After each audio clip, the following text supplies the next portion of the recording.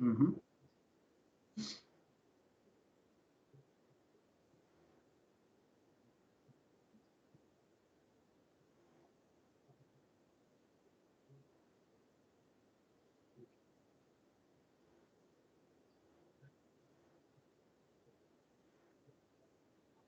Mm. Yep.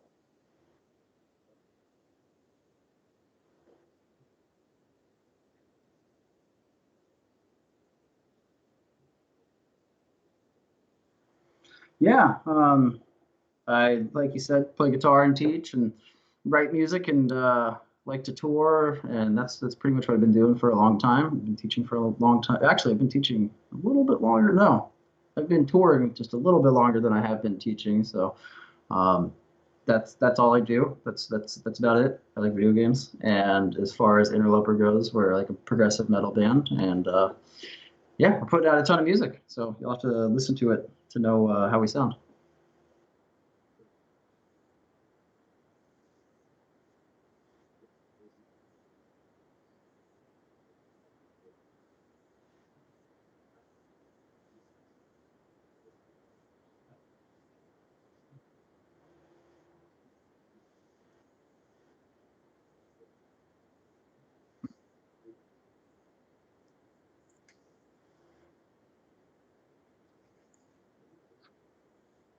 Oh, thank you. I try my best. Right now, I wouldn't be that clean. I haven't played in a little while, but yeah, man, when we're out and on tour, and we have to play a show every night. Like we really, you don't want to go up there and sound like shit. So we definitely rehearse and try our best, and we've set our rig up. We're all running in ears and excuse me, doing that. So we really try to play as good as we can. But thank you.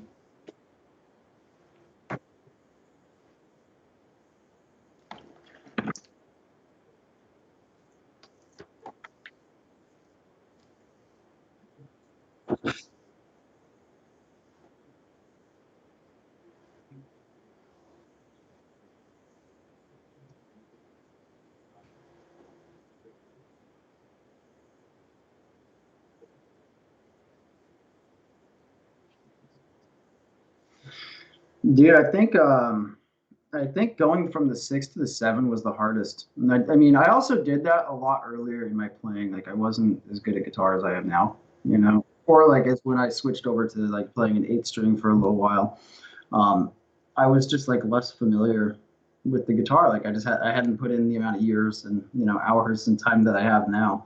So that was a tough thing. It really felt wrong, and I was on a six string for I think the longest point, and then I went to seven, and I was on that for a few years, and then I like went to an eight. So the tough part was playing say on a six string guitar for like 8 years and then going to a seven, and then I was on a seven for like 2 years before I went to an eight. So Okay. I think in my case, I mean, some people, if start on a six, get a seven shortly after, you play on a seven for like 5 years, and then you switch to an eight, that's going to be tough too. Yeah. It's just like how we've spent with it. But I think after like having already expanded, like from a six to a seven, and then when I went to the eight, I was like, okay, I remember like how this was difficult, what was difficult about it, and like how do I fix that, and it made it easier to go to the eight. But now I play back down on like a six most of the time. That's like my most comfortable thing is playing on a six string, and most of the interloper stuff's a seven though, Hmm. so I'm like also really comfortable on a seven string. And all of Interloper stuff is in B standard, right? Or do you guys also do different alternative tunings? Or There's one song that well, the EP was in E flat, hmm and then the LP is mostly in like E standard or B standard on a right? seven, and then we have one tune on there. Path Keeper Hmm. is in B flat on a seven, so Oh, it's a half okay. step. Yeah. So that kind of goes into the next question. If you're, do you guys, if you're going to play that live, are you just going to carry multiple guitars around, or are you going to use like modulation to like half pitch it down, or? Oh yeah, it'll have to be a different guitar. Oh, okay. Yeah, yeah, modulation like at that speed wouldn't work. It sound maybe I mean maybe it would. It might. Hmm. We'd have to test it, but Yeah, I you guys don't are I don't think fucking that. fast players. Yeah, Holy it just shit. doesn't like the articulation isn't right, and it sounds goofy, at certain speeds. But yeah, either different guitars or we'll just play everything like down, we'll just Right. move everything on a half step or something. I don't know yet. I guess we've talked about it, but we haven't had any like concrete answer yet. It's been speculation like, oh, maybe we'll do this. And it's like, well, there's no touring right now. So Right, right. No, yeah, that's actually a we'll cool. figure it out when eventually that happens. Oh yeah. Well, that's a good thing too because I mean, a lot of places are starting to open back up, and hopefully we'll get touring again here soon, or even just play shows. I mean, when was the last show that you played? I don't even know, dude. Yeah, Before the pandemic, I yeah. don't know. It's been that long. Yeah. Yeah. No, yeah. That's crazy. I miss shows. I miss live shows. I mean, we had a friend in our community. He passed away from cancer, and they threw on this like big show at one of our concert houses here, and it was just so nice to hear live music again. It makes you really, really miss it, and especially all the bands. I mean, it's gonna be absolutely fucking crazy when bands start touring again because everyone's gonna do it, man. I mean, people are Dude, gonna it's be gonna like, be "Oh insane. yeah, it's gonna be fucking It's gonna crazy." be, yeah, like bands already wanted to tour a lot, but I think people are gonna. I mean, I know I'm ready. I'm ready to hit the road and just like I don't care if I like never come home for like 8 months. Yeah. Like I'll go out. Yeah, let's do back to back tours. I'll miss a year of home. So Oh, thank you, Riku, for Riku's Geeky Place for doing the host. I appreciate that so much. More people to watch this. That's cool. Uh, so that kind of brings me to my next question. There, do you prefer studio or do you prefer live? Do you prefer concerts uh, or I like touring. yeah, That's my favorite thing about all of this. yeah, It's touring. Yeah, that's by far more than like recording or writing music's cool, but like, dude, being on tour is like my favorite thing to do, yeah? period. Over anything, like anything else in my life. I like that. That's cool. No, yeah, I definitely see in your face. I mean, it's some people are meant for the studio and they love the studio. Some people are just meant to play concerts and whatnot, man. I mean, you can see in their Yeah, face, you can just see in their body and their emotion and whatnot. It's crazy. yeah. I mean, some people aren't built for it, man. Some people Yeah. can't handle it. Being gone, I've seen people have like freakouts, Yeah. because they've been gone and they're like, homesick and stuff. And I always like I miss being home sometimes, and we've done long tours where it's like, dude, we're really worn out, and it's like I need to go home. Yeah. Like it's time. But it's I love it, and it's my favorite thing, dude. I Yeah. don't know. I like it. I never get like freaked out or like, oh God, like I really like I need to go home now. It's like I could use my bed, Oh, yeah, But yeah. I'll stay out another 10 weeks. Fuck it, why not? No, yeah. I imagine, well, I mean, especially anybody who has ever taken a long trip or anything like that, or who does tour, they know that like there's no bed like your own bed, or there's no shower like your own shower, et cetera, et cetera. But it's the Toilet, memories dude. you make during that tours that makes it so fun and whatnot. I mean, Yeah, yeah. Memories you make and the memories you forget. Yeah, memories you're all forced of to it. forget sometimes. I don't Yeah. know. Hey, please forget that night. So I know this question, and I know the answer to this question actually. But for the people that don't really know who you are and whatnot, like, who are your main influences? Like, who influences you to play guitar every single day or do the things that you do? I mean, nowadays it's kind of different Hmm. because it's there's so many new players that I find and think are cool and really really enjoy. But like originally, like formatively, it was all like the standard bands. Like I was into like Linkin Park and like Green Day and you know Lamb of God was kind of like one of the earlier metal bands I got into. So all Hmm. of that, like most people like have the same things. Randy Rhoads, Dimebag Darrell, but like the big one where it really became like more than just like I think this is cool is like Children of Bodom. Alexi and Roop, I really liked their playing a lot. There were a couple other bands. I liked Arch Enemy for a while. I don't like dislike them now, but like I was like really into them. And Darren Malakian, System of a Down was like a big one early on. Um, so yeah, mostly that. Like I'd say Alexi is like at the top, and then especially like influentially, like over the years, that's like the big one. But nowadays, I mean, God, like Rick Graham, Wes Hauck, Keith Whalen's a Oh, gnarly dude. Rick Graham is Brandon Ellis, amazing, absolutely yeah, amazing. yeah. Brandon Ellis is another huge Yeah. one. Watching that guy play, it's just like get the fuck out of here, dude. Like, I watch it, it's like this is crazy. But yeah, pretty much, that's like the gist of it. There's more people I'm sure I could name, Yeah. but they're the ones that come to mind. Well, that's a common thing I notice with a lot of you guys too. I mean, Brandon Ellis, Ryan Knight, you. I mean, a lot of you guys are Thanks, like, too. a lot of you guys are like super hooked into the bridge pickup itself. I mean, do you find yourself pretty much there 100% of the time, or do you actually go to like the neck pickup or even middle position or anything like that? Like a bridge split, I'll do. Okay. Yeah, I don't really do like neck pickup stuff a whole lot. For like clean tones and stuff like that, sure. I'll usually like try the different selections. I have like, 5-way switch, so there's Right. some different options. But yeah, it's generally bridge and like bridge split, but mostly bridge. I'd say like 90% bridge. Dude, I see. I like it just because I get a little bit more dynamics out of it. But when I'm doing some sort of solo, I usually find myself switching to the actual neck pickup just because it's more creamy sounding, if that makes sense. But Yeah, you yeah, lose a lot of the definitely. dynamics. Yeah, and I mean the pick attack becomes so in your face Yeah. too, especially if you're playing fast. It's just like Yeah. Oh yeah, especially when you guys got. I'm surprised you're even. You guys have a lot of your stuff automated, right? You don't use like a foot pedal or like a switchboard or anything like that.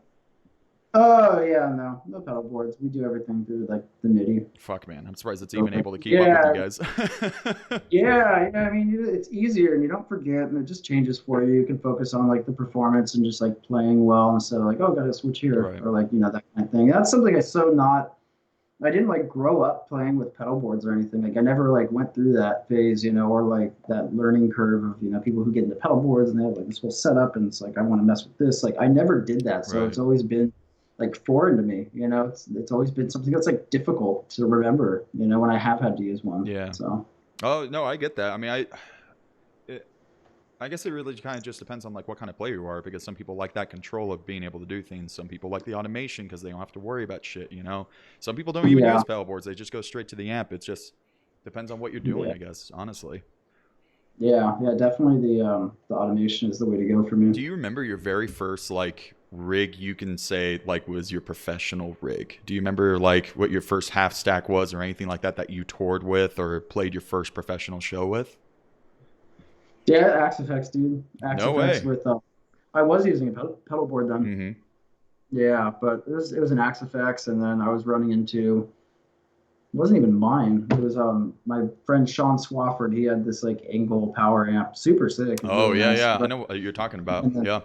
yeah, and then into this thing right here. But yeah, I hate moving around a cab, Yeah. and I like the DI sound. I run in ears anyways, so it's like I don't need like the stage sound as much as others might if they're not on ears. So Right. No, yeah, I yeah, totally get that. We, but that was probably it. I think we switched to in-ears like, I think like a year ago or something like that. And I was It's like you super can never go shocked. back, Yeah, dude. I was Yeah, super you can shocked. never go It's back. It's so like hard to go back. yeah, when everyone's running on a click, dude, and you have like the track in your ear, like you just play a lot Yeah. cleaner. Yeah. You hear all the little tiny nuances and whatnot. It's pretty crazy. Yeah, and you're just locked in. You're not like, if someone makes a mistake or something, like nothing's going to distract you. You're just like on, Right. because it's like I run with the ears. I don't have anyone else in my ears. I don't have Android. I don't have Aaron. I don't have like anything. It's the song and a metronome and then my guitar, and that's it. Interesting. Okay. And Yeah. I mean, that's awesome because that's how you work best, obviously. I mean, if, Yeah, exactly. And that's how I like it. It's just yeah. like I'm focused on what I'm doing. And if I'm focused on that and I am playing it well, everyone else is in time and we're going to sound great. Yeah. It's like we're all playing our own thing. And if we're crushing it, then that's it. That's awesome. Mhm. Because of this whole pandemic, obviously a lot of things have either turned off, slowed down, anything like that. What new But skills or hobbies have you picked up during that? I noticed you started skateboarding again, or you probably have. You just started doing a little bit more. Is that one thing you've been uh, focusing more on? I think you're thinking of Andrew, man. Oh, really? Yeah, there's been a couple of things that like I've been on a skateboard a few times, but I don't skate. I won't like I don't want to get hurt. Okay. Uh, yeah, not like I don't want to get hurt. I don't want to like hurt my No, hands, I get that. more specifically. But I've been playing Call of Duty a lot. I started playing Warzone, and now I think about that game like fucking constantly. That's something new. Yeah. Feels kind of goofy. It's like, oh, what do you like to do? I like to play Call of Duty. You're like, God, I can't believe I'm saying that, But I really do. Andrew and I play that a lot, and we have like a squad we play with. A friend we met like on the game Mhm. who lives in Canada, and now we're like totally homies with. So we'll play that. And outside of that, I haven't picked up anything new. Everything's been the same. I still play guitar. I still shoot videos here and there. I got a little bit burnt on that actually, so I've been kind of doing that less. But that's it, dude. Nothing else. I'm like a totally fucking boring dude. I play guitar. I hang out with friends sometimes, and I play video games. Hey, I mean, shit. That's like some people's fucking dream come true right there, man. Yeah, I like it. I wouldn't want it to be any different. Yeah. And when summer comes around, I go to the beach a lot. I Hmm. like that. That's it, dude. I'm like really. People always ask like, "Oh, what's new with you? What have you been up to?" It's like literally the fucking same thing. Yeah. Like nothing changed. It's probably going to be like this forever. I'm probably going to be doing the same shit, hopefully forever. And Hey, you that's know it. what? Some people would kill for that kind of consistency, okay? Yeah, true. Very true, man. Do you surf at all, or you mentioned the beach? Yeah, no, I don't surf. I have surfed in the Okay. past, but I don't surf at all. Um, trying to think of what else I do, like at the beach. I get drunk at the beach. Hell I yeah. do that. That's the way to Um, do it. I go float around in the water and swim around the waves, but that's about it. I like to barbecue at the beach. Have Yeah. like I like to have like a beach day. Yeah. I don't just go to the beach and hang out for a little bit. It's like I want to get some friends together and go bring out like a tent and stuff like that and just like have a whole day of it. That's what I do at the beach. I don't like boogie board or anything or skimboard. I'm a Yeah, boring I ass just dude. I like to do snake that my stuff. way into the water if I'm like hot enough to do it, and then like I'll go in, I get too cold, and I come out, and I just do that back and forth the whole day. No, that's fun. I mean, like shit. We don't really where I live. We don't really have like we have lakes, obviously, but we don't have a beach. But whenever I do go to like Oregon or California or anything like that, I typically one of the first things I want to go to is the beach, just because it's you're there. Why not, right? Yeah, where do you live I live again? in Idaho, Boise, Oh Idaho. yeah, you're landlocked, dude. Hmm. There's no beach there. It's Yeah, nice just because well, the one thing I definitely like about here is 20 minutes north you have nothing but trees. 20 minutes south you're in the desert. You can shoot whatever the fuck you want out here. that's If tight. you want to go to the city, it's less than 5 minute drive. It's got a little of everything. You want to go hiking, you want to go skiing. It's got everything here, and that's Yeah, that's dude. Same thing here in California. It's not 20 minutes though, but we have like the rivers and mhm, not rivers. Sorry. What am I saying? We have like forest type areas. You could go to the desert. You could go to the mountains. You could go like snowboard or ski right. there. You could go to the beach. You kind of have all of it. Or I thought that was a flask. I was like, nice. No, I'm boring. Just a wild cherry Pepsi. Yeah, and yeah, you have everything pretty much there. Hmm. It's nice, but a little bit further. Like the mountains are like an hour with traffic a lot longer, but hour or so away, and then Yeah, the desert's not too far.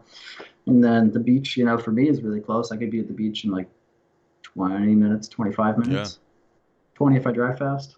Does I mean, do you do like a lot of clinics where you're at as well too, or is that mostly something when you're on the road? Dude, I actually haven't even really done many clinics. I've done those like at NAM, Hmm. and I think like this year was or last year was going to be different because I have the signature model out, Right. and it was like, yeah, they'll be pushing me to do all that stuff, but like we haven't really, I haven't really been fucking clinics, Oh no, yeah, so yeah. I mean, like, I haven't give been it able to time. do any. Yeah, I mean, I would be, but I think a lot of those too, they happen in different places, so I'd probably be like traveling for those. I Right. just bring like my guitar and Axe Effects. No, yeah, yeah. And Yeah. shit, man, the Axe FX is fucking amazing. I love mine. Dude, it's so sick. Yeah. I kind of want to get like an AX8, dude. So I can just like put it in my backpack. Yeah. 'Cause Axe FX is like barely too big. Like I have a suitcase that I've bent like the metal, like the bands on it Mhm. basically, so I can like squish it in and carry it on if the people are cool. It's not huge, but it's like it's a little bit bigger than you can. But yeah, the AX8, dude, you can just bring that in a backpack. Yeah. It's tiny. It's so cool. Yeah. So I want to get one of those, but they're in high demand and expensive Oh now. yeah. I thought it was crazy when I even bought my Axe FX 3 that you had to go through so much little tiny loops just to be able to make sure that like you are who you are. You're not trying to scam them. You're not trying to like scam them out of their money or anything like that. And but after that whole thing went through, I finally was able to actually get it after maybe like 2 weeks or something like that. And the fucking guy who delivered it, he this was during the pandemic, and he comes up with the box, and I was like, "Oh, it's my packages." He's like, "I'm just gonna drop them right here, and then you come and get them," and just literally drops them on the ground. I'm like, "What the fuck, man?" I was fucking freaking out. Thank God those things were Yeah. padded like no other, but that freaked me Yeah, out. delivery men notoriously don't give a shit. Yep. Um, so again, being multiple endorsee, I mean, you have a lot of different products that you're endorsing, which is awesome. And especially, I imagine you probably never ever break a stream ever again using Elixir streams because that's what they're kind of known for. But I actually break strings a lot. you used to break. I remember you were telling me that you used to break streams a lot, but I don't know. Maybe it's a magic of editing and Instagram, but I never see you break a stream ever now. It's crazy. Yeah, yeah. I mean, well, dude, the thing is, like, I'll break them because I don't change them. Yeah, Like how long? I mean, I change and I love playing on fresh strings. I'm just like lazy, dude. And that so was I'll yeah. run them into like the ground and I'll play like a lot, especially if I'm playing a lot, like really just like on my game and playing constantly. Like I need to change my strings at least like once a week at least because they start like getting dented. They like wear out because I'm just playing so much, Yeah. And Elixir strings, it's like, oh, long life, this and that. It's like, yeah, they do. But if you play like that much, if you're playing, 6 hours a day, like that's pretty abnormal. Yeah. Like Yeah. most people don't do No, that. yeah. So like the life I get out of strings or people who like play more than me, it's like it's gonna be shorter. Mm-hmm. So I'll like run them into the ground. I do a ton of bends and vibrato is like the other Right. thing too. I really do that a lot, and that's definitely more taxing on a string than not doing More that. taxing, dude. You So beat I'll the break them, shit but out of those things. I've seen your vibratos. You beat the shit out of that thing. It's awesome. yeah, yeah, man. Especially like, if I'm playing on like a 7 string where it's an extended range, Right. I'm like 27-inch scale or 26 and a half, like there's more tension. I'm still bending a lot. Like you're going to like break strings more than someone who's like not doing that. Yeah. And so, but generally speaking, I mean, they don't like break like unreasonably. It's not like, oh wow, these strings are just breaking all the time. It's like I just need to change them. Is what's happening here. So It's user error. It's my fault. user. So with your signature series itself, I mean, I remember we were kind of talking about this a little bit ago, but we were talking about the difference between active and passive pickups and like the benefits of both and the disadvantages of both, of course. Your new signature obviously has the sentient and the Pegasus, correct? Yeah. What was the reason behind choosing those specific pickups over like all the other Seymour Duncan line? Well, I've tried a lot of the other Seymour Duncan pickups. Like I've tried the Nazgul, I've tried the Black Winter, tried the JB, tried the Saturday Night Special, Mhm. tried the Blackouts, tried a lot of their pickups. Right. And I really like these, man. And those Banshees, those 8 strings I played on years ago with rings, those pickups were so sick. And that was a Pegasus Sentient. Yeah. And so I was like, I think I want to do that. I just like them. They're really nice, a lot of mid range, and they're just like really clear, and I sound good when I play them. Like different pickups. It's like your playing style has to be different. I've been playing on that kind of set for so long. It's like I got to tweak my amp settings. I got to do a whole bunch of stuff, and I was like, I've already found like my comfort zone, a tone I like a lot, and I have that with those pickups. So when it was time to do this, it was like I'm gonna use those pickups. Yeah, yeah. Because I remember you were you using know? the Zyphers for a little bit too, right? Oh, the Zephyr ones. Zephyr, Yeah, yeah. those are sick. But dude, I mean, putting those in a signature model, those Right. are $500 each, not like per set, like each pickup. Yeah. And so that would have just like, dude, the fucking guitar would have been so much money for people to get. Right, right. No, that's the thing Yeah. that actually shocked me too. Was I mean, most people's signatures just because they slap their name on it, it's automatically like $2,000. I was surprised for how much guitar you get out of your specific signature for such a cheap price. I mean, it's Yeah, insane. dude. I'm glad. I mean, I wanted it to be cheaper, Mm-hmm. but there's like high end parts in it. You've got everything is like high end on this guitar. And Yeah, neck through, they had to like do a whole new CNC thing for it because they don't make like these neck through. Those yeah. are usually bolt on, like super strats or strats are always bolt on. And so there's a whole bunch of stuff that went into it. And the quill, I'm trying to think there was something else on here that was like expensive. And they Mm-hmm. were like, you sure you want to do that? Because it's going to be a lot more. And I was like, I need that on here. Um, I think it was the frets, dude. Yeah, I I was think gonna it ask was, stainless steel frets, right? Or is it? yeah, like specific ones. They're like really, they're a specific shape. Mm-hmm. And there was something about it that was like way more pricey. And they're like, oh, it's going to be a lot more expensive. And I was like, yeah, I mean, that's how it has to be. Right, right. I'm not gonna.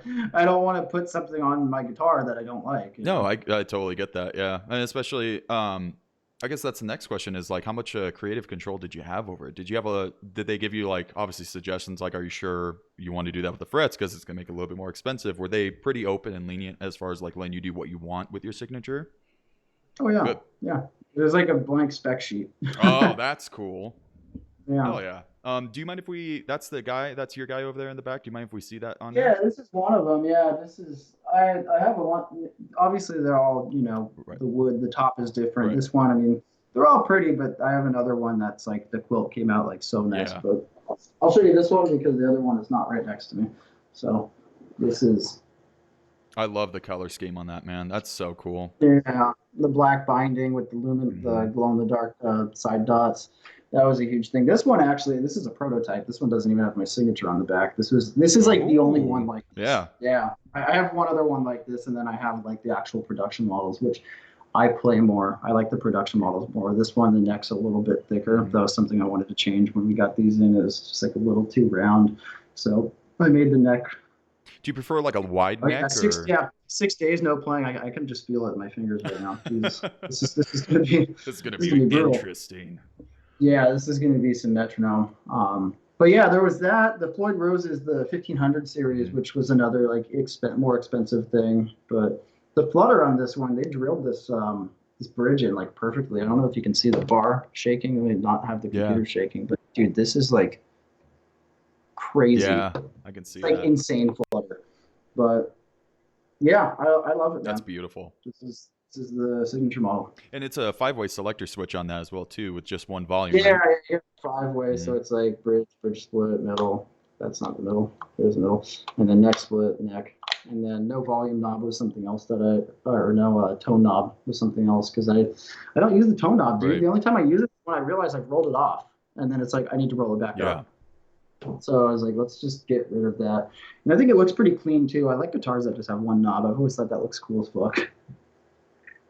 So That's beautiful, man. That's so cool. Yeah, that's definitely. There's a lot of really cool signatures out there, and that's definitely. It's just so sleek looking. And my personal question I have for you is, why the maple neck? Why not like an ebony or rosewood? Like, what was the choice on the maple neck for?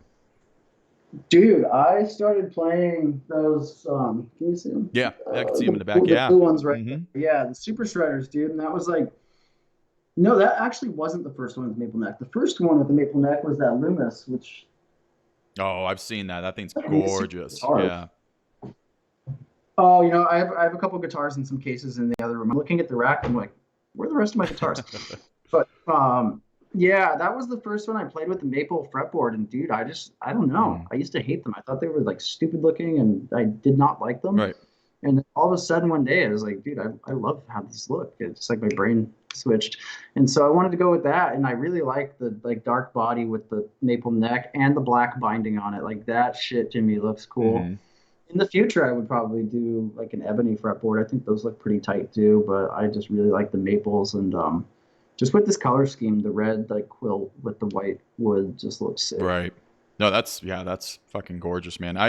I've always liked there's certain types of maple that make it like look it kind of makes it or break it, right? I mean, a lot of little tiny things on a guitar can make it or break it. I mean, whether it's the color Really? scheme or like the color of the hardware or if it has like three-way toggle switch versus a five-way or if it's got like the Yeah, blade. I mean, it's yeah. just little Five tiny way is the things. move, dude. 5 way switches are always going to be the move, unless they have like a 3 way with a push pull. I guess that could work, but Oh, I mean, you're doing so much stuff. I mean, you can. I couldn't see you actually doing like the push pull while you're doing so much soloing. I mean, you do so much stuff in a single concert, and it's amazing. Like I said, you're one of the cleanest players I've ever witnessed in my life, and I've seen a lot of fucking concerts, man. A lot of guys are not nearly as clean as you that have been playing for years and years and years. well, thank you, Of man. course, That's yeah, it's fucking insane. I want to kind of start hopping over into some of the questions that a lot of people were kind of very curious about. I mean, being a multiple endorsee, you know you're endorsing lots of products, and most people usually only endorse one, two products. Some people have maybe five or six. Do you ever find yourself Mhm. in like conflicting schedules, or like is there something when you're trying to do a clinic you have to run over to here real quick? Does that ever happen, or so far so good? You know? The only time that kind of thing has happened is at NAMM, Yeah. and that's because it's like you only have X amount of time. Yeah. There's like time slots that are filled up, and like have a thing with Schecter at 2 o'clock, and then one at Seymour Duncan at 2:30, and it's like, oh shit. Right. Jesus. But you can usually try to avoid that stuff, and like the companies are really cool, and it's like, hey, look, I have this thing with this company. They're like, oh, no problem. Like we'll flip flop something around Right. and see if we can make it work. Occasionally there'll be things, but that's due to like other artists. Like other people have a schedule too that they had to flip around, and now it can't be moved. I've So, never personally but been not so there. much, dude. Yeah. That's like a really like the last thing I think of with that kind of stuff. Right. Yeah, just because it's hopefully taken care of really well. I've never been to NAMM personally, but I've seen the videos and I've had a couple friends who have gone. And the most common thing I hear is it's fucking chaotic.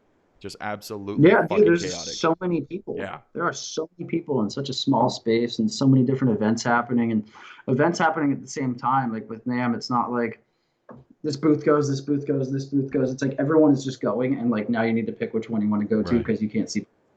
Oh, geez, yeah. I mean, that'd be cool to see like all the new products, all the little tiny things, but it's kind of weird. Ever since I used to be such a huge extrovert, and now since the pandemic has happened, I've noticed more myself becoming an introvert. And just that many people, I'd be like, I need a fucking recharge, man. I need to get the fuck out of here now. Yeah, that kind of thing doesn't bother me. That's good. I've never been bothered with like large groups like that. Yeah. No, that's It's good. always fine. That's fucking good. Yeah. Maybe I guess if you get a little overwhelmed, you could just like get drunk or something. Have a drink, get that flask out, whatever. Yeah, dude, just drink until you're not worried anymore. Obviously you remained pretty fucking busy during the pandemic, doing guitar lessons. Obviously Yeah, you recorded that new album. You guys are in the stress of releasing an EP, releasing the album, the singles. How do you, for people that don't really know how to manage that kind of stuff, like how do you manage that? Is it just one step at a time? Like, yeah, I mean, you have to take it all at one step at a time. I mean, I got a whiteboard that's over there to try to like manage like getting X amount of things done today. If you look at everything you have to do, it's kind of overwhelming. Yeah. And like I mean, even in like your life day to day, like non-music involved, like, some people have a lot of things to do, take care of, whether it's, you have animals or you have to like do yard work Right. and like go to the store, get your oil changed in your car, like a million things. If you like think about all of those things at one time, you're like, oh my God, I'm never going to get this done. Right. So you just kind of have to like list things out in order of priority and keep to a timeline, dude. Yeah. Really like yourself accountable. And I mean, that's a skill. Some people like can't fucking do it. Some people are just like horrible at time management. Right. And, I fall into that category sometimes, and I end up panicking and being like, oh my God, I gotta get all this done today. And I do it, and it's like the worst day ever, but I get it done. So I try to avoid that and really just like step by step plan things out in the future. We have this deadline, we have this deadline, like what needs to get done for that. And that's usually how I try to approach it. And, as a band too, those things we all have to do, and we all communicate about it and try to get it done on time, because like, dude, we've waited until the last minute, like so many fucking times. It's unbelievable. Yeah. Like, and you do that enough times and you're like, I can't do this anymore. No, yeah. It's like, I don't want to go through what happened last music video, like getting that submitted this time. So let's like do it all different this time and avoid that. Yeah. And so stuff like that you learn, and, different, it's just like making mistakes that you learn from, ultimately, and like your time management. If you make mistakes, you're like, man, I keep falling behind on this thing. Like, why am I doing that? Yeah, it's wisdom. It's like, it's up to you to change it, Yeah, I mean, it's like you said, it's just enough mistakes. You make enough of them, you learn that I don't want to ever do that again. Or if you embarrass yourself enough times, that you don't want to fucking have that happen again, kind of thing. Oh yeah, that'll happen.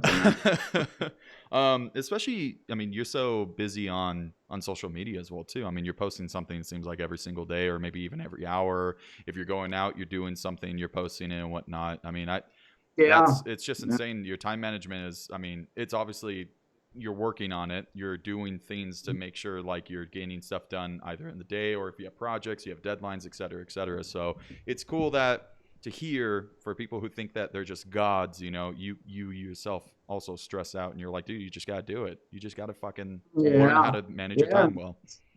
The social media is a huge thing too. And I know a lot of people don't like to do it, and they're like, it's not important. It's, this and that. I mean, it is really important. I don't like being on my phone constantly, but like I have to for lessons. Like I have to get back to people.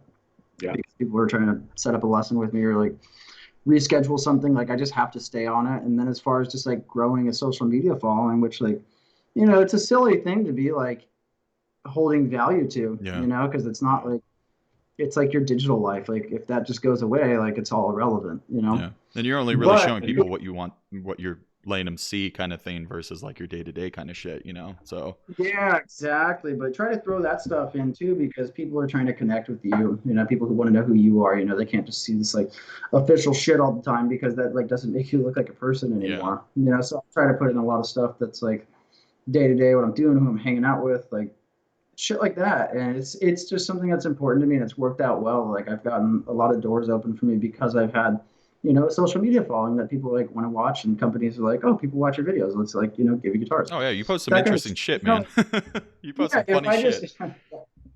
yeah, if I just like didn't do that, you know, it'd be different. And for me, that's something I'm able to maintain that. I know for some people they get overwhelmed, and like I have too at points. You know, I've really Yeah. taken breaks on social media where it's, you know, I don't post anything for a week or so because it's like, dude, I'm fucking sick of it. Yeah. Yeah. You know, like I don't want to be on my phone and like trying to post something with like a witty caption and use the right fucking hashtag so people Right. see it. Like I'm over it, you know. But it's just part of the grind. You know, it's just like something I have been actively doing for Yeah. years. So I'm just used to it now. No, no, yeah, Oh I no. totally get that. That makes sense, and especially, I mean, a lot of people, what do they say? They're trying to say like, just trying to get part of that algorithm or whatever the fuck it is. They're just trying to get part of Oh, dude, that. that's another huge thing, man. If you take like a big social media break, and I mean, some people's accounts seem untouchable. It's like just no matter what they do, it's fine. But generally speaking, unless you're one of the chosen ones who don't have to like follow the rules, basically, you do need to stay active, man. Yeah, And it's like that's like what sucks you in. That's like what makes it not fun because it's not like, oh, dude, let me like post this up on Instagram. It's like I have to post this up on Instagram. You right. know, it's like there's a big like difference in how your brain registers that and thinks like, okay, this is cool. I'm like excited to put this up versus like, man, I hope this does well. Did I post it at the right time? Right. What day of the week is it? Is it a holiday? Are people going out to the bars tonight? Because if they're going out to the bars tonight, I can't post a video because no one's going to watch a video in the bar. So it's got to be a Yeah. photo. Now I have to find a photo. It's like this whole fucking thing. You know? And then just insert cat. There you go. Just insert cat, and then Yeah, that's exactly. instantaneous fucking.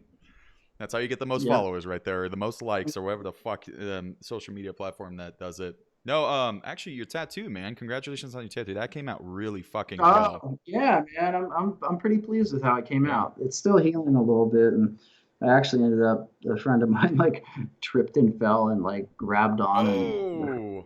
nails like dug across, and I totally have like these two fucking like scabs there, and the ink Oh. came out a little bit, but I can get it touched up at some point. But No, it's I'm beautiful, man. It's so cool. yeah, yeah. Shit took forever, man. This is like really painful. It was a long time. How long? If you don't mind me asking, how long overall did it take? It was like 18 hours. Did you do 18 hours straight, or did you come back for multiple sessions? I did nine hours each day, Whew. 2 days in a row. Yeah. God damn. Well, I had to Ow. fly out. I flew out to this guy, Jess Cavazos, in Corpus Christi, Texas. And so I flew in and I was there for 2 days. So I flew in, or 3 days. Flew in Thursday, or no, Wednesday. Tattoo was Friday, or Thursday and Friday was like the session days. And then I flew out Saturday morning at like 8. That's fucking crazy. Yeah, it's just like in and out. And then, yeah, that was it. Life of a rock star right there. Holy shit. Yeah, So, yes. correct me if I'm wrong. I don't know if it was you that told me this. I don't know where I read this, but for some weird reason, it's been sticking with me for a little bit. You are right-handed, right? Yeah. But you play left-handed. Yeah. I'm definitely, dude. Andrew's the same thing. He's left-handed and plays guitar That's so right-handed. crazy. So, are you Yeah, ambidextrous, or that is your dominant hand? You are right-handed yeah. dominant. I'm not Okay. ambidextrous. I swing a bat left-handed. I golf left-handed. I kick with my right foot. I would like bowl right-handed. I throw right-handed. I write right-handed, and I play guitar left-handed. I remember you telling me something about it. You said there was a reason why, but can you kind of explain to the viewers like why left-handed guitar when you're right-handed? Yeah, well, I mean, it makes sense like in hindsight. Like it Yeah. wasn't a thought in the beginning. It wasn't like, oh, I'm right-handed, I should do this way. It was like I can't hold it this way. Like it feels wrong. You Mm-hmm. know, they'd be like if someone's like rolls a ball at you and you're like you're gonna kick it, you're gonna use like the foot that your brain's like use that one. Mm-hmm. You know, that was the same thing with the guitar. It's like I just held it this way and like that was it. And so I ended up, you know, coming to the realization that I play left-handed. And when my parents bought me a guitar when I was a kid, I got a left-handed guitar. That's cool. But, you know, thinking about it, like this motion is far more simple. This is a much like easier motion than like all of this. You Mm-hmm. know, like your fretting hand is doing way more shit than your picking Mm-hmm. hand. And so if you think about it that way, I guess it makes sense if you're, left-handed, writing and whatever, like you should play right-handed. That makes sense to me. Yeah, that's interesting. Yeah, that's a cool take on it. I mean, not many people would think about that. Some people would just, first thing they would ask is, "Are you ambidextrous or something like that?" But I mean, Mhm. especially if you're showing somebody something on a left-handed guitar and they're right-handed, it's easier to learn from somebody on a left-handed guitar than it is on a right-handed guitar. They have to kind of rewire their brain to kind of think about like the chord and whatnot, how they're putting on their hand. I always have such a hard time, me personally, if I'm playing with my friend and he's right-handed or he or she is right-handed, like I have to think about like where they're going down the frets. I'm like, okay, okay. But if they're left-handed, it's almost instantaneous. Like it's super easy Yeah, to catch I on mean, to. that's how it's been my whole life, though. Like every when I've taken lessons, I've never like learned or played with like a left-handed guitar Right. player. So it's like all seen as like what you're seeing. So Yeah. I guess I would have to see someone playing left-handed, but I don't know. I've been playing for so long. I feel like it wouldn't be weird now. I would like look at it and be like, I see what you're doing, like that kind of thing. But yeah, I don't know. So what made you want to start in music specifically? Like, did you play another instrument before guitar, or what was it just that you wanted to become a rock star? It was, I don't know, like the thing that made me want to play guitar. I went to this Lutheran school for 1 year Hmm. when I was a kid. I was in fifth grade. It's fucking horrible. I hated that place. But they had like the church band, and this dude played guitar in it, and he had like a Les Paul or an SG or something, and like a Marshall stack, and just like hearing distorted guitar. I thought it was like the coolest thing ever. Yeah. And so that was kind of what sparked me to want to do it. And then my friend had a guitar as well, Russell. He was a childhood friend of mine, Hmm. and I just wanted to play. Yeah. And I just got interested in it, and then I started like hearing like guitar music, bands like with guitar players and like soloing and shit like that. And I Right. was like, oh, this is really cool. But again, like back to like earlier what I said, like Children of Bodom, like seeing like just like these pissed off like metal bands like Lamb of God and shit like that, or Pantera. I was like, this is so fucking cool. Yeah. Like, I want to do that, and that was it. And then like I started pursuing it, and then eventually I kind of like fell in love with it. I was like, I really like this. It's more than just like I want to do that and like be cool. It's like I like really like music, and Yeah. I started studying music theory, and I started learning like how it works, and that was like really cool because I'm definitely like my brain works in a much more like I'm like a pretty calculated person, You're an analytic overall. thinker. Yeah. Yeah, yeah, like painfully so, honestly. Like it kind of sucks, but yeah, that was really it. And then I just like totally fell in love and started learning how it works, and that was it. Hmm. That's cool. And like, I guess the other question we mentioned earlier, obviously, touring's not for everybody. There's certain things that people absolutely love, whether it be the studio or out on the road and whatnot. When you actually started really getting into it and started getting better opportunities and whatnot, was it a lot different than you thought it was going to be, or was it exactly like, we're gonna play these big shows, we're gonna play Budokan, or we're gonna go fucking Japan, blah blah blah blah, like, or was it just different than what you thought it was gonna be? It was pretty on the nose. Yeah, Yeah. that's good. I think some of the things like the sacrifices you have to make and like Yeah, a big thing some people aren't willing to do, especially like yeah, I think a lot of like you're not having, like a girlfriend and like shit like that. Because if you're gone like, yeah, 6 months out of the year, that's kind of shitty. yeah, That's like that sucks for both people, and like things like that or having a home life and like your friends and like you're missing holidays, you're missing friends' right. birthdays, stuff like that I think is where some people start to like wander away from like being okay with touring. That was something I was okay with, and those are things I like firsthand experiences. Like, dude, I missed Thanksgiving like 3 years in a row. Yeah, What the fuck, yeah, And like it didn't bother me. I was like, okay, And so that was the stuff that like I didn't really think of. But outside of that, it was pretty much like exactly what you would think it is. yeah, You're in a van or a bus and you're traveling and you're sweaty and you're playing shows and you're in a new place and you're hungover for the 15th day in a row and yeah, like it's just fun. It was perfect. I love it. yeah. It's cool. It's like everything I thought it would be, and I liked it just as much as I thought I would. That's good. No, yeah. I mean, I know a lot of people who kind of lose track after a while because I mean, I don't know, not to bash him or anything like that, but the guitar player for Lemmiga, Mark Morton is how you say his last name, I think. Yeah, He was talking, Morton Salt. yeah, and he was talking about basically like people were like, oh, I want to go on tour. What's tour like? And he was like, oh, you want to know what tour is like? Drive with a bunch of your friends in a van for 8 hours. Don't do anything else. Just drive in for 8 hours. There you go. That's what tour life is like. And it's like, he's simplifying it. Like he is simplifying it. There's a lot of little things. It's it's the journey that makes the touring that's fun, whether it be drinking with your buddies or you guys stop somewhere and do some goofy ass shit. Like that's what makes touring fun, and playing your favorite fucking Yeah, it's an shows. experience, dude. I mean, there's things that suck. Like, dude, when you're doing van tours and you're driving yourself, Hmm. that shit's Oh fun. yeah. Like, You're I did a exhausted. tour. You get exhausted. Yeah, yeah. It's not even like safe, you know. Yeah. Like we did 73 days straight. We drove the circumference of the Earth on that tour. We drove like 25,000 miles, 24, 25. So maybe Jesus. just I think the Earth is like 25,000 and change. Hmm. But like that kind of thing, that's brutal, doing driving shifts, that sucks. But if you can get to Yeah. a point where you have a driver, and like Lamb of God, like they're in a fucking Yeah. bus, dude. They have like a fucking house, Yeah. like they're fine. Like that kind of thing was fine. And for example, when we did the Europe tours and we were on a bus, or there was one Europe tour we were on a bus, that was like so great. You have a lounge, you have a little kitchen, you have a bathroom, you can go upstairs to the beds, you can go upstairs and go to the back lounge. Like there's tons of stuff to Yeah. do. You got plenty of time. Or you can just sleep, Yeah. like you can just hang out. Like that's really touring like that is really nice.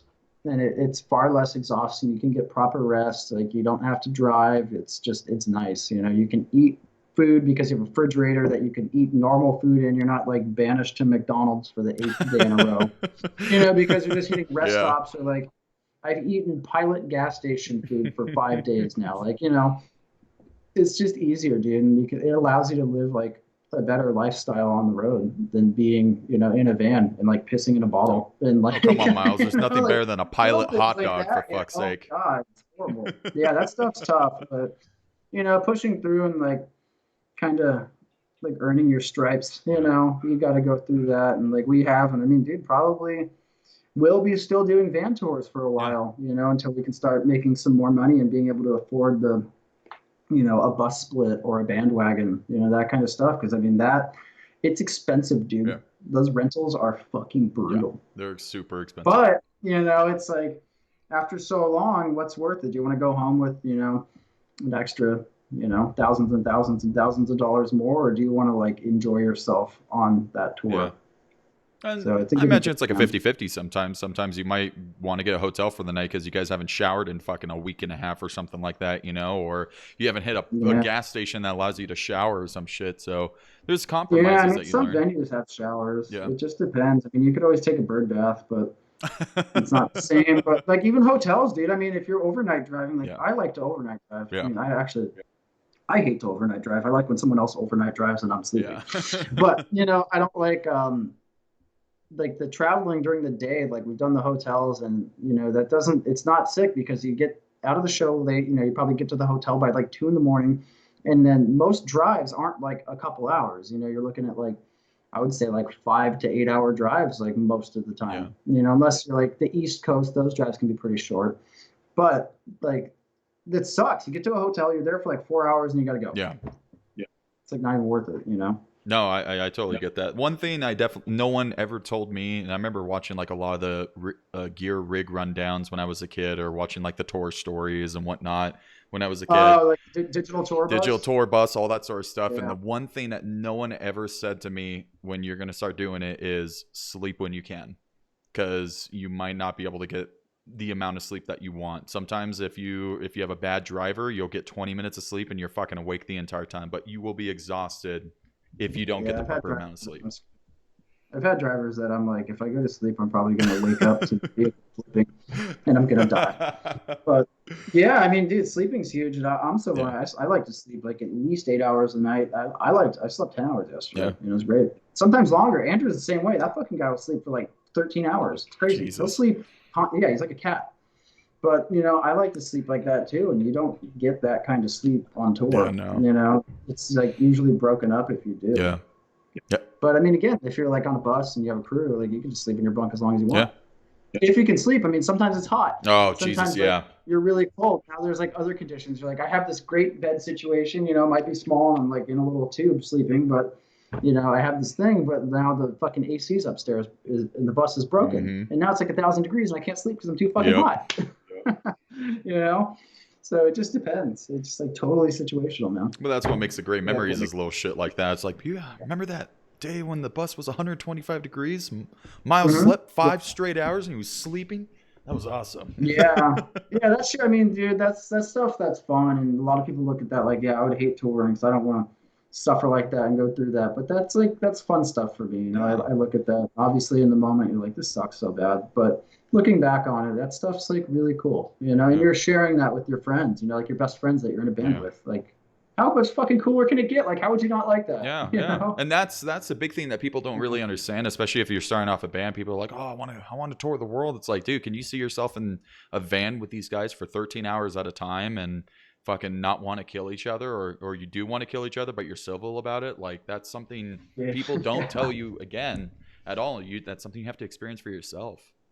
Yeah, I mean, you definitely can get at each other's necks. I know I've definitely been irritating to be around. Yeah, And like the dudes in my band have been irritating. We've all been yeah, irritating. That's just how it goes, yeah. you know, It's like people life. are just irritating. If you're around anyone too much, you're like, I don't like Yeah, this. But that's also a huge like that's a huge factor in like being in a band. Like, can you tolerate that with these people and like push through and get along and still continue to have like a good relationship? Like that's a huge thing. Some people can't. yeah, Some people can't move past that, yeah. you know?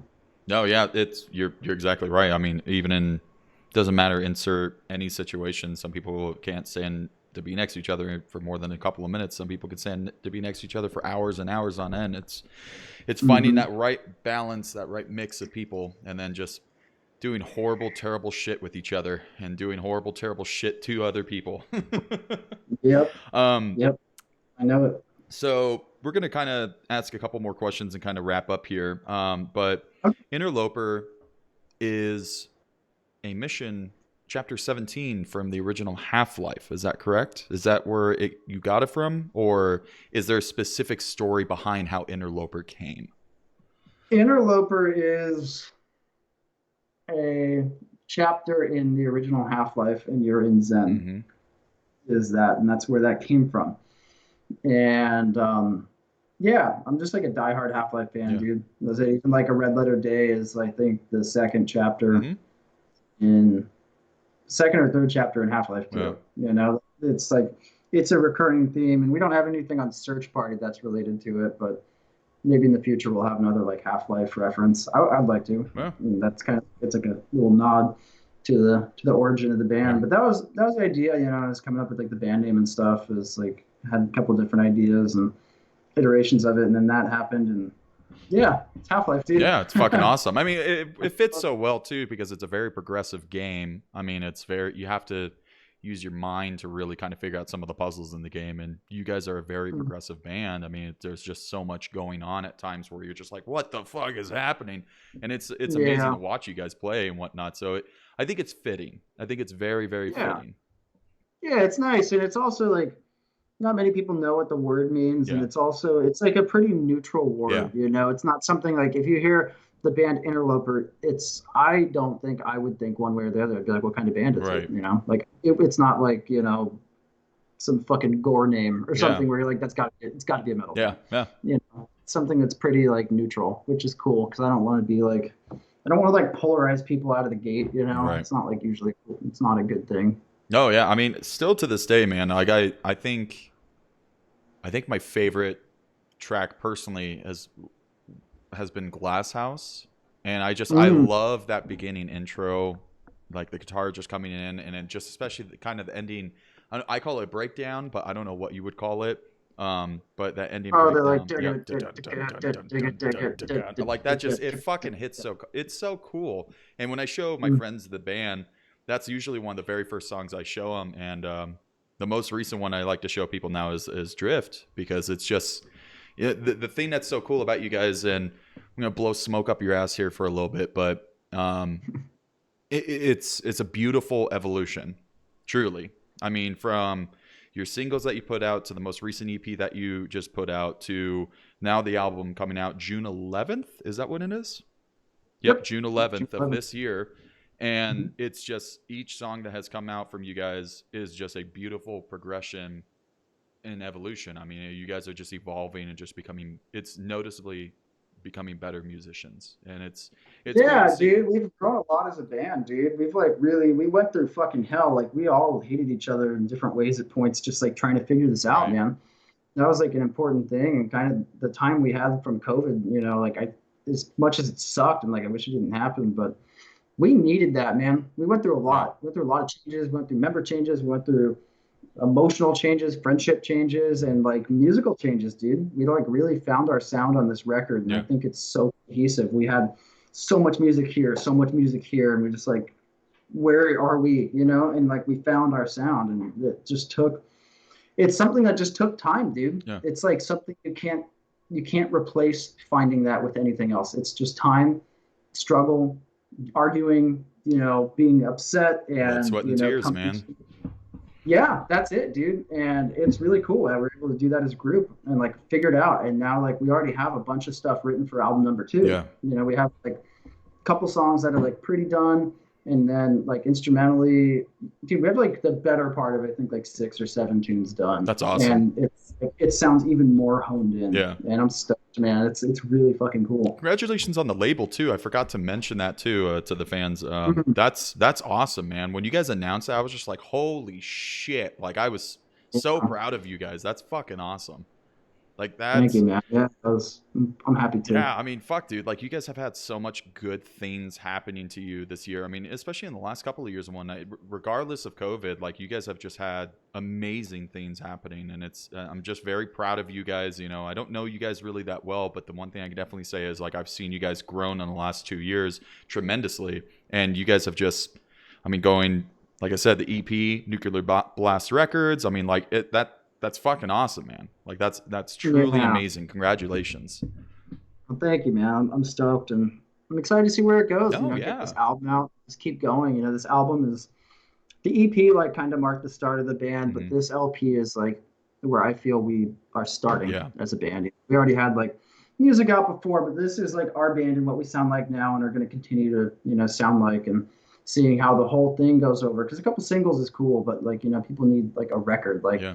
when you think of a band, you don't think of, oh yeah, that single they put out 10 years ago. It's like, dude, that album they put out 10 years ago was so good. You know, Yeah. that kind of thing. Yeah. So this is going to be hopefully like where this really like starts just like us picking up and pushing. And, we have the label behind us, and they're really cool to work with. And Yeah. I'm just excited. It's like, we're lucky, man. We're lucky to like have the things that we do. Yeah.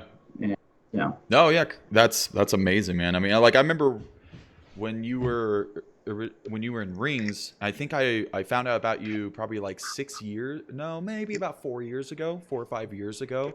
And when I Right. found out about you, it was originally Rings and then the Interloper thing. And then like I said, 2 years ago, I want to say, when you guys came through to Boise, one of my band members at the time had asked me if I wanted to come to the show. And I didn't know, like I heard the name, but I couldn't remember where it was from. And then I'm glad I went to the show because it was cool to just experience the magic. Was that at the Shredder? That was at the Shredder. Yep. Oh yeah. That was yep. That's a cool place. Justin is the guy who owns the Shredder. He's a really cool guy. He's fun to hang out with. Yeah. So yeah, it's a cool spot. No, it is. Yeah. I mean, over the years, arcade games and shit there too. And it's ever changing too. Like he always brings in new ones, or he sells some and then brings in brand new ones and whatnot. So he's got one that he's been working on a little bit now, like the original Gauntlet. And he wants to put the original one and the remake one for like the N64 right next to each other, and that's like my fucking jam right there. But video games, Right. Half-Life is your favorite video game of all time, correct? Or what would you say? Yeah, I would say so. Yeah. Like again, it's kind of like it's almost like same thing like Chill the Bodom, dude. It's just like silly as it sounds, like a formative game for me, dude. I like grew up playing that series, and I played every Half-Life that's available in the United States, like definitely like many times. I've probably played Half-Life 2 like a dozen times. Yeah. It's just like a huge thing, and it reminds me of my childhood, It's almost like a new experience every time too. Yeah, and I have a ton of other game series that I really, really love, like a lot as well. But that one's like, the nostalgic one. Yeah. So 2 questions on it. Number 1, have you played Half-Life Alyx?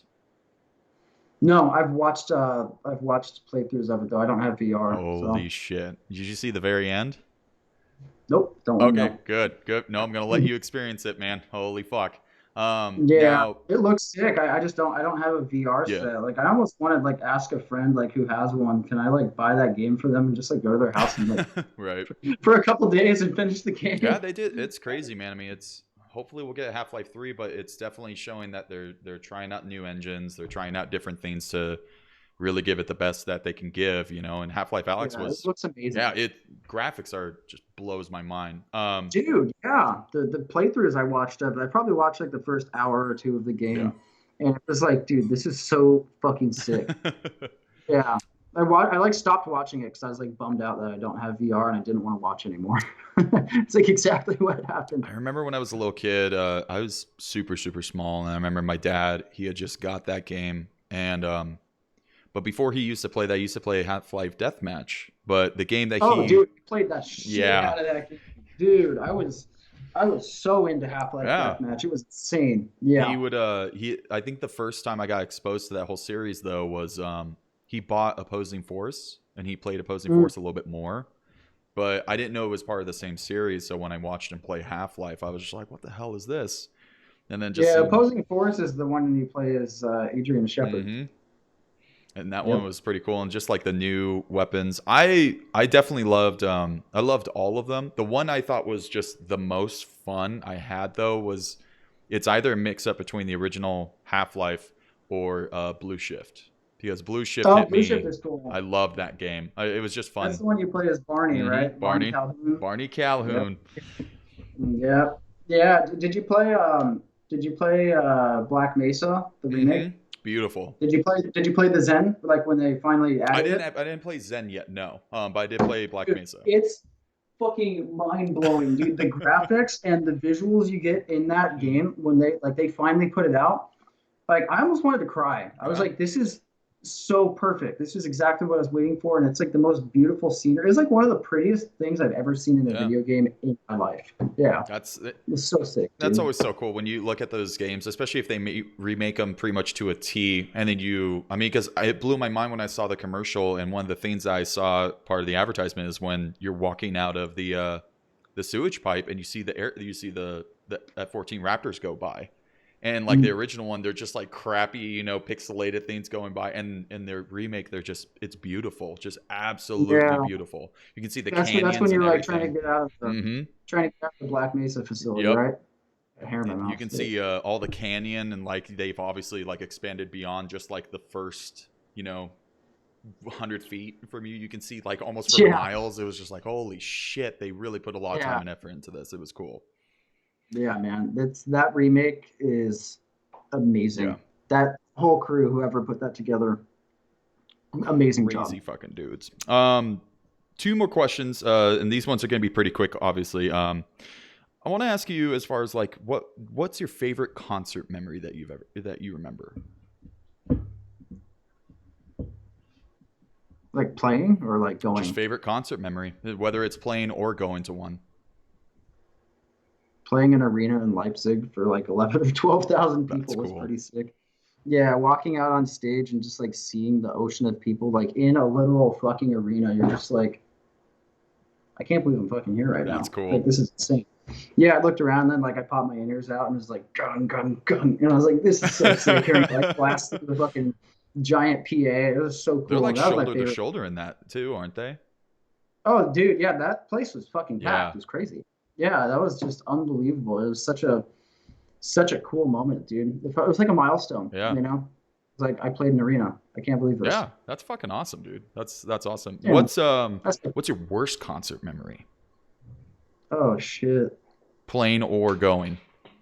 Dude, there's been a couple that were like really bad, Mm-hmm. like breaking strings, gear not working. There's one in Mm-hmm. Toronto. I had when we check like the tracks and samples and stuff, whether it's like bass or synths and stuff, I put a loop region Right. in, so it just is running back and forth. And like Alex or whoever's working for us, like is checking all the lines. Went back to start the session and play through it. I didn't turn the loop region off, and Oh no. when we got there, dude, it was just like all of that was like blasting through the PA, and like I didn't know what happened at first, Yeah. and then eventually I realized it, and I was like, oh my god. But And like you could see like the audience members, like the faces of people were like, and they're like talking to each other, and yeah. I'm just like up there playing, like, oh my god, the beats. Yeah, yeah, But that's what's it was cool. I really mean, nice. it's like I said, you're human. I mean, a lot of people, especially they see you on like your Instagram, or if they come to the shows, they expect you to be 100% perfect every fucking time. But you're human. That kind of shit happens. That's just the reality of Yep. it. It does, and when it does, it's fucking Oh horrible. yeah. Yeah, it's not like, oh, I blew a solo. It's like, dude, that whole song just got fucking Yeah. derailed. That's fucking Yep. crazy. So this last one, I'd like to ask a lot of musicians and whatnot. On here, we've had pedal builders. We've had, well, we're going to have a pedal builder actually here soon. We had multiple musicians, whether it be piano, guitar, all that sort of stuff. I'm going to try to ask this question as best as I can, but say you're performing a concert. What's something you can perform completely without, not have to worry about it, and what's something you absolutely need? Let's Like a piece of piece of gear. gear, whatever. I mean, let's say remove like your guitar. Okay, obviously you need your guitar to perform and whatnot. Maybe even like Yeah. your amp. What's something like a small, like you need to have this pick, or you can live without this pedal board. You know, kind of blah blah blah blah. What is something you absolutely need to have when you're playing? Probably like not the in-ears, like we could go without the in-ears. Maybe like a Floyd Rose. I mean, that's part of the guitar. Never mind, that's No, not no, on there. yeah, that works. That works. Yeah, a Floyd Rose is pretty important, and like we use that a Yeah, lot in our songs, and like not to like wank on or anything, but like expressionally, yeah, like it's huge. It's really important. Probably that, or like, dude, like you said, the picks I use. Honestly, like I need like these little picks. I have such a hard time yeah. playing with like a different pick if I'm using like those like standard Fender like big size picks. Like, dude, I'm fucking useless with those. It's so weird. They just like don't fit in my hand. Right. Yeah, probably that. Interesting. That's probably the thing I need. Yeah, those two things. Okay, okay. I mean, yeah, it's interesting to hear some people's different answers on that. Like for me, example, I don't care because I'm not endorsed by any company. I can use pretty much any string and any pick that I want, and I can still play the gig. I don't give a shit what string brand I'm using, what gauges. I can still play the brand as long as it's like intonated, it's in tune. I can still do it, right? But I've heard some people Yeah. that are like, dude, I don't even need a fucking guitar. Just give me like an amplifier and a microphone. I'll fucking sing through it. I don't give a shit, you know? And it's just like, that's weird. Okay. Well, I mean, if you can get the gig over with, that's cool, I guess. That's fucking weird, but Yeah. okay. Well, man, Yeah. I want to appreciate you so much for doing this. Thank you so much. I mean, like this means a lot to me, especially, you know, we spent an hour talking about just awesome shit. And I want to kind of wrap this up by saying, you know, as far as like the guitar lessons and whatnot, where can people reach you? Best place to reach out to me is either like a direct message on Instagram or Facebook, man. Okay. And it doesn't matter like what time zone you're in. I teach people from all over the world, and the time zones don't matter. We just arrange a time that works. I don't have like, oh, only 8 in the morning till 5 p.m. I teach. Like I teach some people at 10 p.m. at night. Mm-hmm. Sometimes I've done lessons with people at midnight because their time zone and their schedule like only allows for that. So That's cool. wherever you're at, basically, it doesn't matter, man. It's like totally good. So those two places are good. Some people try to like comment on things and like ask about a lesson. Just message me Cool. directly. Yeah. You heard from him. Just message him directly if you want to get those messages. And of course, being an Yep. interloper, you have a new record coming out, Search Party, Mhm. on June 11th. And June 11th is the day, my June man. 11th is the day, and I'm looking forward to it, man. That Search Party and Drift, those singles are awesome. Fucking amazing, man. Yeah. And, Just you know, definitely want to give a shout out to your endorsers, Schecter, Seymour Duncan, Elixir, Hosatech, Blackcraft. Thank you for yep. being so kind and fucking awesome to this man because he is an amazing man. And yeah, man. Other than that, keep rocking, keep fucking doing it. I'm super excited to hear if you get another signature. I'm super happy for you on your current signature. I fucking Yep. want one really bad just because I love super strats. So I'm considering getting one. Well, keep an eye out for a 7-string model. So That was actually going to be one of my questions. I was like, when are we going to see an 8-string model? When are we going to see a 9-string modle? you'll see a 7-string model. That's cool. For sure. Well, man, did you have any last things you want to say before we wrap up here? Yeah, big thanks to all the fans and everyone who's supporting us and this record coming up. All the pre-orders are fucking crazy. We were not expecting the amount of pre-orders we've had, and it means the world to us, man. We're stoked that people want to support us, and that's awesome. I'm Because excited to get mine. without that, we can't do this. So No, it's ultimately up to the fans to make this happen or not, man. It's really awesome. No, I'm super excited for mine. I actually just ordered the I think yesterday is when I got it. I really love the long tee that you guys are coming out with. So I ordered. Oh, yeah, the long sleeve's pretty tight, Yeah. man. I think I think all the merchandise is supposed to come in tomorrow. I don't even know where I'm gonna put all of it. You're gonna Yeah, find somewhere to put it. Fucking yeah, it's just gonna be yeah, this whole room is gonna be merch boxes. Jesus, yeah. So, That's got to be a good feeling, though. I mean, so one last question for you: is yeah. it just basically the things that you've ordered, or like did you guys already have this ordered and you're just gonna sell like whatever you got, basically? Did you have to put in a big Yeah, order? Hmm. yeah, big order. We didn't, it's not like by the order. It's like we have to order, you know, 48 and 72, 96 t-shirts, Right. 144 t-shirts, you know, like how many banners, you know. So indie merch was really cool, and we put the pre-orders up, and I messaged the guy that I go through there, and I was like, hey man, can we have like another week or two to decide how many we need, because these orders are like way more than we thought. Yeah. And he's like, yeah, no. So we adjusted the order, and we're getting a lot of merch. So No, I'm excited yeah. for. Yeah, I got the long tee, and I also got the banner. Oh I'm dude, yeah, the super banners excited look for that banner, like man. sick. Yeah, they look Yeah. really good. Yeah. It's like crazy I sick. thought about But honestly, because I play Magic the Gathering as well too, and I was mm, thought about actually taking the banner itself instead of hanging it up on a wall, putting on some like foam paper, and then use that as like my mhm. playing mat for the table and whatnot. So I think it would actually It's a look fucking huge sick. banner though, Yeah, it man. is. Yeah. So I'm super looking So forward to that. Well, man, again, thank you so much for your time on this. Definitely order that new fucking record. Go to Interloper official Instagram. It's got a link there if you want to be able to buy merch, support these guys. If you have any yeah, questions for me, if you have any questions for Miles, reach out to him on his Instagram. You can reach out to me on my Instagram and all other social media platforms. But you guys have a great rest of your day and keep kicking ass. awesome. Hell yeah, man. Thanks for Of having me. course, anytime. I'm going to end this now.